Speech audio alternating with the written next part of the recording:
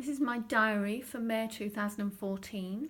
It's stitched onto a napkin, words and pictures just taken from books and magazines and newspapers and things that were rescued from the bin, if you will. I'm going to try and, each bit is a different entry for something that happened in May. I'm going to try and recount as best I can. So we could start with the Godzilla, which was a film that was out that month, and it was a load of rubbish. I didn't see it, so maybe it wasn't a load of rubbish, but by all accounts it was. Him from Breaking Bad, the brilliant Breaking Bad, starred in it. Brian, can't remember his name, but God knows what he was thinking there. The clown is taken from a 1972 book, and it was just because I happened to be reading about Margaret Rutherford, and she said that every great clown has been very near to tragedy. Just that frown on its face stuck with me. The wild is because my dad went to the Olympic Park and was raving about the wildflowers. The knighthood is because Alan Davis had his stripped. He'd been stripped of his knighthood. That's not the comedian, that's the Wembley head teacher who'd managed to pay himself and a couple of governors and a couple of members of staff over 2.5 million extra, the greedy bastard, over several years. I don't know what happened to him actually, apart from the false accounting. Hopefully he's banged up. Abducted was because that terrible incident with the 220 schoolgirls who were actually in school at the time, and their boarding school was raided by Islamic militants, and they were abducted, unbelievably. The devil's egg there around John Cleese's head is because I was reading a Guardian article in the build-up to the World Cup, and it was saying that some neo-Pentecostalists in the early 20th century, this was their name for football.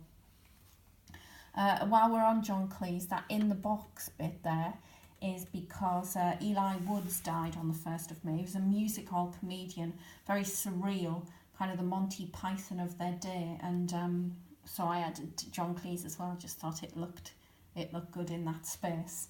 And Eli Woods and his gang, their most famous sketch was called In the Box, which apparently in its day was as famous as the Monty Python Dead Parrot sketch. So what else can we move? Oh, there we got some those phone instructions at the side there. I just thought were really funny, and I took them from a friend of mine's school book. Math school book, and I took them from the answer section, and I said to her, I've added something from the answer page, and she was like, answer page? She's gone all those years not knowing there was an answer page there. And it's taken from Mathematics for Schools by James Murray, and it was published in 1972. You can see as well there's lots of Oranges and Lemons, lines from Oranges and Lemons, London Bells song dusted around. It's to fill in the gaps, and because I've lived in London for over 30 years now. Elena was because Elena Baltacher died aged 30 that month, and the Crazy Horse is because, I might be mispronouncing this, so apologies if I am.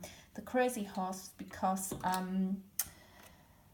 Ruth Ziolkowski, aged 87, died, and you can read her obituary on my blog. It's too long to read out here. Trying to keep it short, unsuccessfully probably. Verucas is because, which is also obviously spelt wrong there, it's supposed to be 2 R's. I've read too much Roald Dahl in my time. Veruca Salt when I was teaching. Anyway, my daughter had a foot full of Verucas that month. Doodah is something my mum used to say, and I hadn't heard for ages, and of all places it was said correctly, I might add, on an American TV programme. Same with brouhaha, another great word, came from the TV programme The Trip, and Steve Coogan said it to Rob Brydon, just liked the word. The souffle comes from a Weight Watchers book. The photograph's by John Lee. And I have never made nor have I eaten a souffle in my life. I don't know why I haven't put that right yet. Democrats. Oh, this was the most unbelievable party political broadcast came on the telly that month, and I was absolutely convinced it was a spoof, but it actually wasn't. It was by the English Democrats, and you can see the non-spoof broadcast on my blog if you so wish. Nice wee corner was because on the 11th of May it was the 10th anniversary of the Stock Line blast disaster in Glasgow, which was a massive propane explosion in ICL Plastics, and 10 people were killed in the factory, and the factory admitted on failing to maintain the fractured pipes which had caused the explosion, and they paid a fine. Again, utter bastards, and sounds very familiar. But there was a lady on the news called Marie Murray, and her husband Kenny had been killed in the explosion, age 45, and she was in a garden of remembrance, which she said gave her solace, and she said it was a nice wee corner for her to sit in. Jesus there, because why not? Why not add Jesus? We need him. Not that I'm in any way religious, but Jesus was a good bloke. Makeup. 2 girls were sitting behind me on the bus talking about makeup, and it just made me think about the actual word. It's sort of like made up, pretending, messing with the truth. Just, had some resonance. Plebgate. I don't know why I'm laughing, it was terrible. Plebgate was all the rage in May 2014, and Andrew Mitchell may or may not have called some police officers plebs. I know which one my money's on. And there's Jesus' disciples, which I just added. We need them as well, although not all of them. No flowers, please, was for a Bob Searchfield who died the previous month, but I hadn't realised. And I was just reading about it in the free paper that comes through the door, which was telling you the details about his funeral. Bob Searchfield was a South Londoner, a campaigner for social justice, and it said on the information about his funeral that donations should go to Macmillan Cancer Support, and no flowers, please. The Fly Fishing by J.R. Hartley. Those of you of a certain age won't need to be told about this. It was because David Abbott died, who was he made the legendary Yellow Pages 1983 advert, which again you can see on my blog.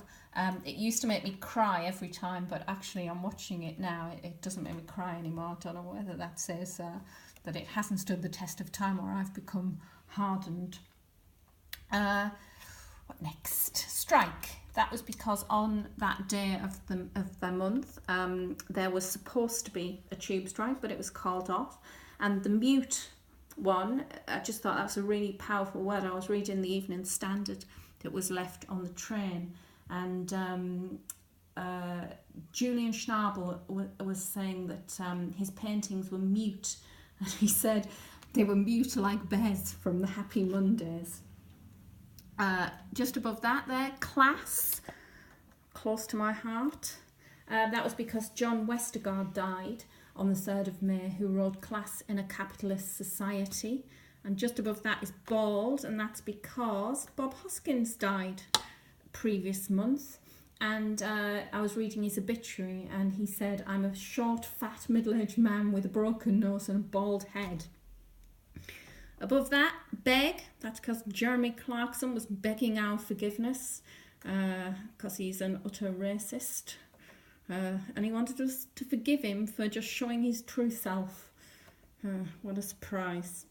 The beans on toast. Had that for my breakfast. That also comes from the same Weight Watchers book as the souffle. Photo by John Lee, I think it was, but it's on my blog.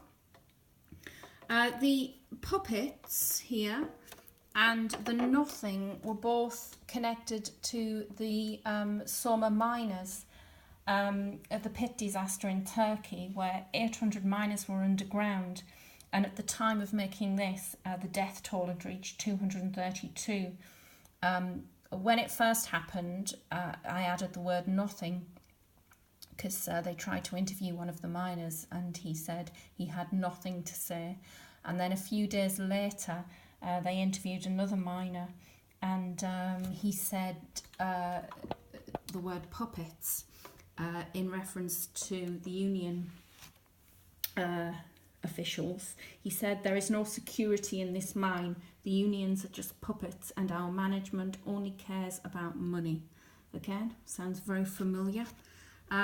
Lavy paper was because I was watching a documentary about Stanley Spencer and they were interviewing some of the shipbuilders who worked with him, and it was some old footage, and they said, one of them said that when there was a paper shortage in the war, he used lavy paper. Just thought it's a brilliant word that I hadn't heard from a long time. At the time I thought I might reintroduce it into my vocabulary, but I forgot. And then finally, the word thrive was because the fabulous Maya Angelou died that month, and she said, "Thrive with some passion, some compassion, some humour and some style." And that's it. Thank you.